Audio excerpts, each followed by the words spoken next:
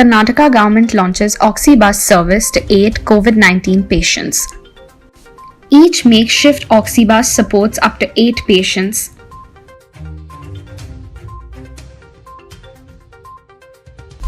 Karnataka reports 41,779 fresh cases and 373 deaths on Friday. 35,000 people recovered from COVID. Bengaluru saw 14,316 cases and 121 deaths.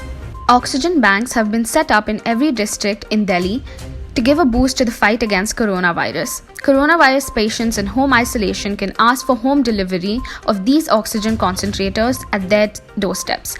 Patients who have been discharged from hospitals but still need medical oxygen can reach out too. If any patient is in home isolation and needs medical oxygen, our teams will be at their doorsteps within 2 hours, says Chief Minister Arvind Kejriwal. Kerala has been experiencing heavy rains since May 13th as the deep depression formed over Lakshadweep in the Arabian Sea has intensified into a cyclonic storm, majorly affecting the coastal areas in the state. A high-level alert has been sounded for 5 districts as of May 15th. An Israeli airstrike has destroyed a high-rise building that housed the Associated Press offices in the Gaza Strip. The airstrike came roughly an hour after the Israeli military ordered people to evacuate the building. There was no immediate explanation for why the building was targeted. The building houses the Associated Press, Al Jazeera, and a number of offices and apartments.